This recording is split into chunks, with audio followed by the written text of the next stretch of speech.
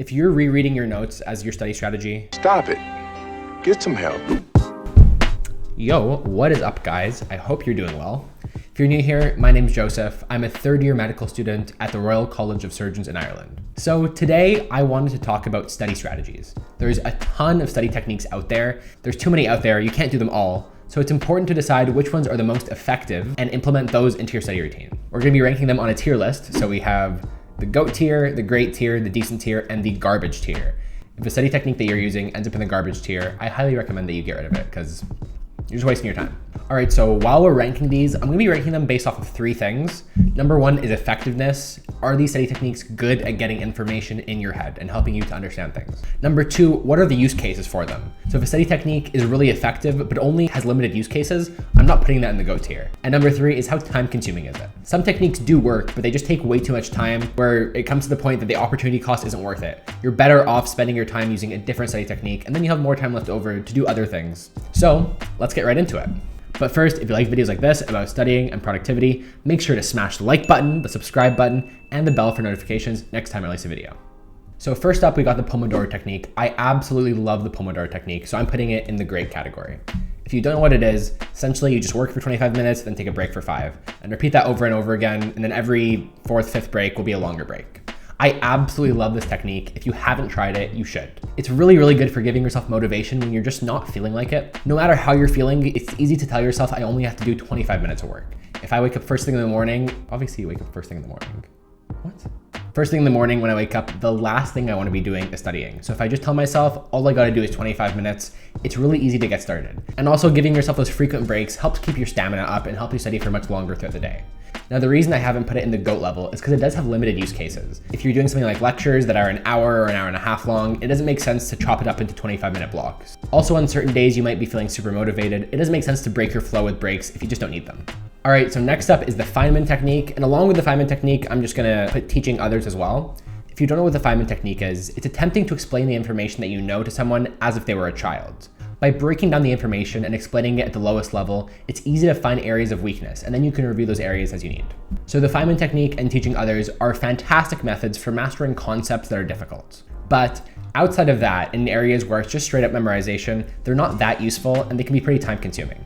For that reason, I'm putting them in the decent category.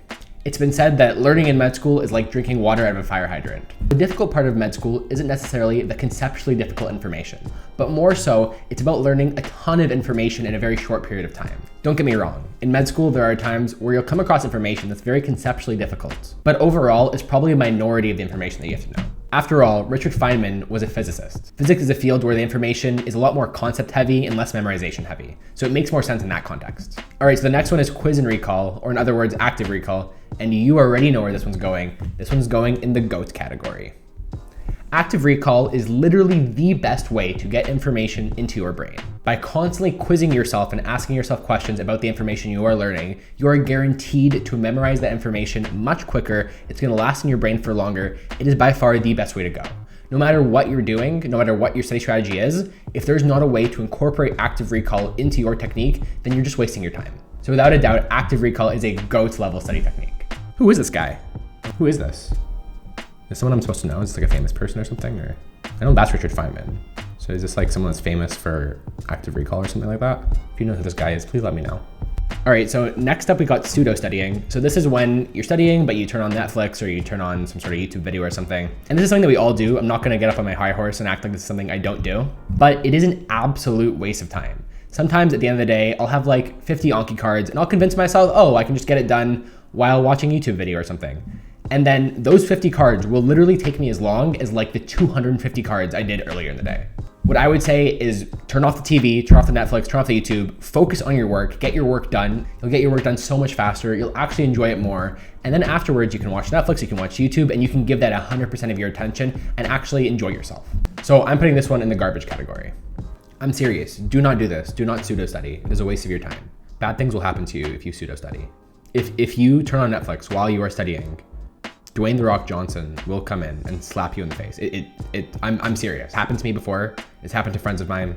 Don't pseudo-study. It hurts. Just don't do it. So next up is quiz style notes. And while we're talking about it, I'm also just going to talk about flashcards.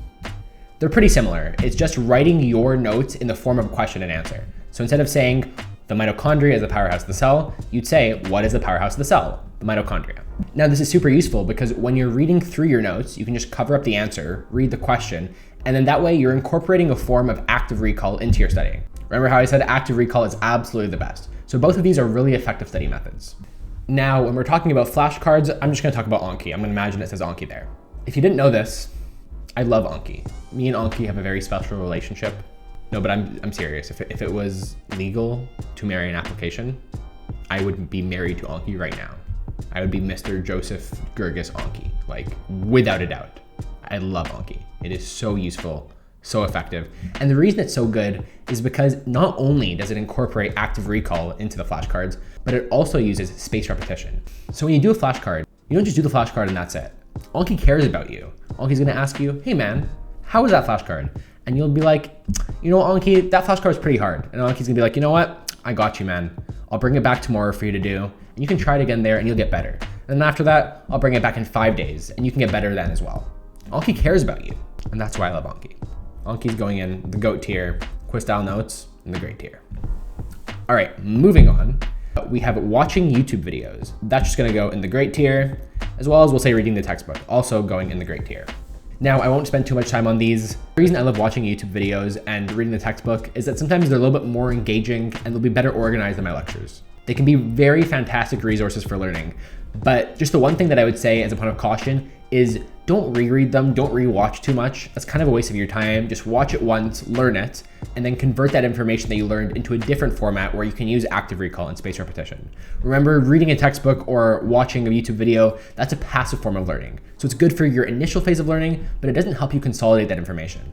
So whenever I watch a specific YouTube video or read a specific textbook chapter, I make sure I'm doing Anki cards based on those resources, and those Anki cards will help cement what I learned from that resource for a long period of time. So next up is making notes, and I'm gonna put that in the decent category.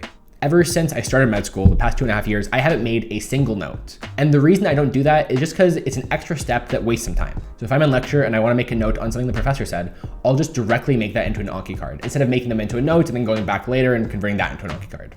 Now, making notes is a very common study strategy that basically everyone does. I remember being told by my teachers in high school that physically writing down notes was the best way to learn information. And I think that's thought of as pretty common knowledge, but it's actually false. There are more effective ways to learn information, like active recall, like spaced repetition that I've talked about already. It does work to a certain extent, but the reason I put it in decent is just that it wastes a lot of time, and there are more effective study strategies that you can use that spend less time, and you can be a little bit more efficient with your time. All right, so next up is reading your notes and reading other people's notes. And I'll just jump straight to the chase. These are garbage study strategies. Not only does it take so much time to reread your notes or reread someone else's notes, it doesn't work. It is not an effective study strategy. Reading your notes or reading someone else's notes are passive forms of learning. The thing is, you've already learned that information that you've made into your notes. Rereading your notes isn't gonna help consolidate it further. You've already learned what you can from the initial making of those notes. If you wanna remember that information for longer, or if you wanna help consolidate it more, you need to switch to a form of active learning. So please, please, please, please, please, please, please, please, please, please, please, please do not waste your time rereading your notes. It's just not effective. It doesn't work. Tons of studies have shown this. I'll link to some below that show that reading your notes is not an effective form of learning. Please stop rereading your notes. You're wasting your time. Rereading your notes is literal time thrown into the garbage. Like actual, you're taking your time and you're just putting it in the garbage. Please, for me, if not for me, just so I can sleep well at night, knowing that no one out there is rereading their notes, please stop for me. Okay, now with that out of the way, we're moving on to past papers and textbook questions. Most people think that textbook questions and past papers are just ways for you to assess how much you know, just to like see where you're at, see what weaknesses you have. But actually they're more than that. They're really effective ways of learning because they're using active recall. They're forcing you to recall that information, as well as they're usually in formats that are gonna be similar to what you see on your tests. I know for certain that if I'm doing a past paper and I get a question wrong, I'm gonna do everything I can to make sure I know that information. Getting a question wrong on a past paper is the best way to make sure you know that information for your actual exam. Both of these are fantastic ways of learning, and I highly recommend you do them. I'm putting textbook questions in the great category just because they're not in the exact format that you're gonna see on your tests, whereas past papers I'm putting in the GOAT category. You're getting awesome experience learning what your tests are gonna be like, what format they're gonna be in, as well as you're incorporating active recall and getting some good quality learning in there. And now the last is mnemonics and acronyms, and I'm putting these in the great category. Now they don't go in the GOAT category because they are time consuming to create and memorize, as well as they're not usually worth the effort for easier things to memorize. If the information you're learning is pretty straightforward and easy, I would stick with the normal active recall and spaced repetition. That'll probably be enough. But you will come across things that you'll look at and just be like, there's no way this is going in my brain. At that point, you have to sit down and make a mnemonic or make an acronym to help you memorize it. As well as if there's an Anki card that I keep getting wrong over and over again, I will set it aside and be like, there's something else that I have to do here. I need to make an acronym or a mnemonic or something to help me memorize this information because what I'm doing right now just isn't working. There are some fantastic resources like First Aid for the USMLE or Sketchy Micro, Sketchy Path, and those will come with pre-made mnemonics, pre-made memory hooks. If you have access to resources like that come with pre-made mnemonics, if someone else is making up the mnemonic or the memory hook for you, definitely use it. It'll be way easier to memorize information that way. But if that's not the case, I would save mnemonics and acronyms for things that you're finding a little bit more difficult to memorize. And for a quick bonus tip that will make you absolutely insanely productive, smash the like button, hit the subscribe button, and hit the bell icon for notifications next time I release a video. I promise you guys, I'm not lying. The like button has magical powers. It will make you focus so much more. Just hit that like button. It will do you wonders. I wouldn't lie to you. Thank you so much for watching this video, guys. Leave comments down below if you have any questions or suggestions. I'll catch you on the flippity flip.